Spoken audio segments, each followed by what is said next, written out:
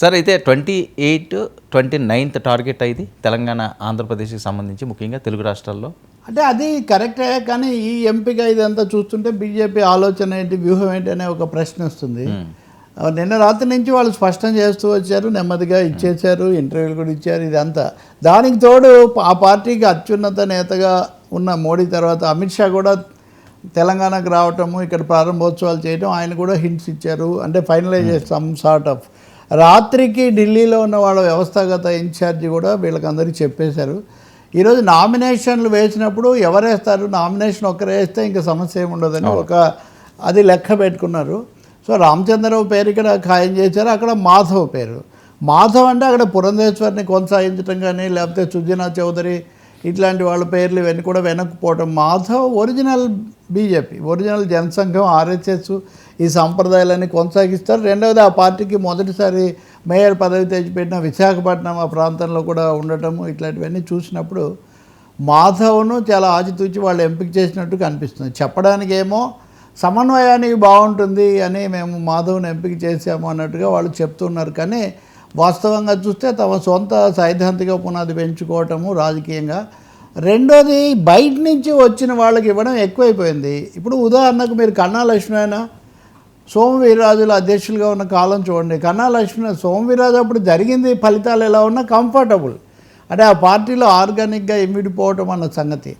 So Sujana Chowdary లాంటి వాళ్ళు అన్ని వనరులతో చాలా కేంద్ర మంత్రులుగా ఉండి ప్రభావితం చేసిన వాళ్ళైనా ఇప్పటికి వచ్చేసరికి మాధవ్ వైపే మొగ్గు వచ్చింది. మాధవ్ ఎన్నిక ఇంకా లాంఛనమే అన్నది స్పష్టంగా కనిపిస్తుంది. కాకపోతే వేరే పార్టీల నుంచి వచ్చి రాజకీయ భవిష్యత్తు లేకపోతే ఈ విషయాలు చూసే వాళ్లకు సంస్థాగతంగా బీజేపీ నేపథ్యం ఉన్న వాళ్ళకు ఒక్క తేడా ఉంటుంది. వాళ్ళు సొంత పార్టీ పునాది, సొంత పార్టీ పెరుగుదల అన్నది కూడా ఆలోచిస్తారు. అంటే కేవలం తెలుగుదేశమో లేకపోతే ఇంకోటి దాని ప్రకారం వెళ్ళటం కాకుండా మన పార్టీ ఏంటి, మన వ్యవహారం ఏంటి అన్నది చేసుకుంటారు అన్నది ఉన్న ఆలోచన. మాధవ్ కూడా అట్లా గత చాలా కాలంగా ఉండి వాళ్ళ నాన్న చలపతిరావు అప్పటి నుంచి కూడా ఇద్దరు ఎమ్మెల్సీలు కావటం, కానీ ఆయన ఎప్పుడూ ఫైట్ చేస్తూనే ఉన్నాడు వాళ్ళ పార్టీ తరఫున. కొంచెం అగ్రెసివ్గానే ఉంటారు, ఇటు బుద్ధిజీవులతో చదువుకున్న వాళ్ళతో కూడా విద్యార్థికులతో కూడా ఉంటారు. కాబట్టి మాధవ్ రావడం అన్నది బహుశా కొత్త ఇది అవుతుంది. ఆయన ఏజ్ రీత్యా చూసినా, ఆయన నేపథ్య రీత్యా చూసినా. కానీ ఇంకా రెండో వైపు తెలంగాణకు వస్తే రామచంద్రరావు చాలా ఎప్పటి నుంచో ఆయన గెలిచారు. ఇందులో క్యాస్ట్ ఈక్వేషన్స్ కూడా ఉన్నాయండి, ఉన్నట్టే కనిపిస్తుంది కదా, చాలా స్పష్టంగా కనిపిస్తుంది. క్యాస్ట్ ఈక్వేషన్స్ కూడా వాళ్ళు చూసుకుంటున్నారు. అంటే తమ పునాదిని బలోపేతం చేసుకోవటం అన్నదే వాళ్ళ మీ దగ్గర సమాచారం ఉంది, ఇన్పుట్స్ లేదంటే అక్కడ బీసీకే ఇస్తే కరెక్ట్ అన్నది. కాపు సామాజిక వర్గానికి సంబంధించి కూటమిలో కూడా చాలా ఎక్కువ ప్రయారిటీ ఇచ్చారు.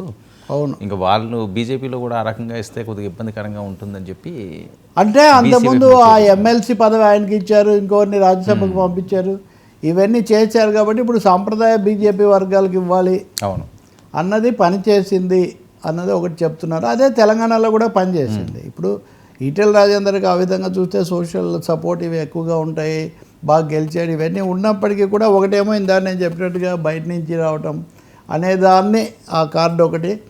రెండో విషయం రామచంద్రరావును తీసుకురావడం ద్వారా కొంచెం గొడవలు లేకుండా ఇప్పుడు ఇప్పుడు రఘునందన్ రావు లేకపోతే ఆయన ఎవరు ఇదివరకు ఉన్న ఈయనకంటే ముందున్నాడు కదా మన బండి సంజయ్ లాంటి వాళ్ళు, కానీ అగ్రెసివ్ లీడర్స్ కాకుండా ఇటు ఒరిజినల్ బ్యాక్గ్రౌండ్ ప్లస్ సంస్థాగతంగా స్మూత్గా నడపడం అన్నది పెట్టుకొని చేసినట్టు కనిపిస్తుంది.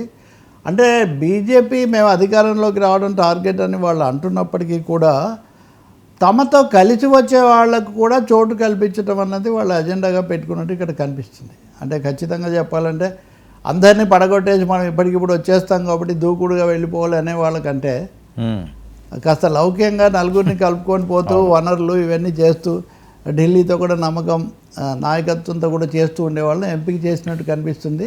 ఇంకోటేమో back to the roots, back to the RSS and Jan Sangh roots అనే ఒకటి కూడా వాళ్ళు పెట్టుకున్నారనిపించవచ్చు. రెండు చోట్ల కూడా అది వీళ్ళిద్దరికీ అది స్పష్టంగా కనిపిస్తుంది. అంటే ఎన్నికల అవసరాల కోసం ఎన్నికల అవసరాలు వీళ్ళకి కూడా ఉంటాయి, ఉండవని కూడా కాదు. కాబట్టి ఒక ఘట్టం అయిపోయింది బీజేపీకి సంబంధించి రాష్ట్రంలో. ఓకే, ఇంకా తర్వాత తదుపరి రాజకీయాలు ఎలా ఉంటాయి, ఇప్పుడు బీఆర్ఎస్ బీజేపీ ఒకటి, లేకపోతే అక్కడ జగన్ను బీజేపీ ఎక్కువగా మద్దతు ఇస్తూ ఉంది, లేదా జగన్ పట్ల సాఫ్ట్గా ఉంటుంది, అట్లీస్ట్ జగన్ పట్ల సాఫ్ట్గా ఉంది అనే మాట అందరిలో దాదాపు దాన్ని చెప్పుకుంటున్న పరిస్థితి. సో ఇవన్నీ దృష్టిలో పెట్టుకున్నప్పుడు aggressive anti BRS, aggressive anti Jagan కానీ వాళ్ళను ఎంపిక చేసినట్టు కనిపిస్తుంది అంతవరకు. Aggressive Hindutva okay, aggressive Hindutva but not aggressive anti somebody. Sir ఇది రేపు పొద్దున కలుపుకొని పోవడానికి కూడా ఉపయోగంగా ఉంటుందనే అభిప్రాయం కావచ్చు.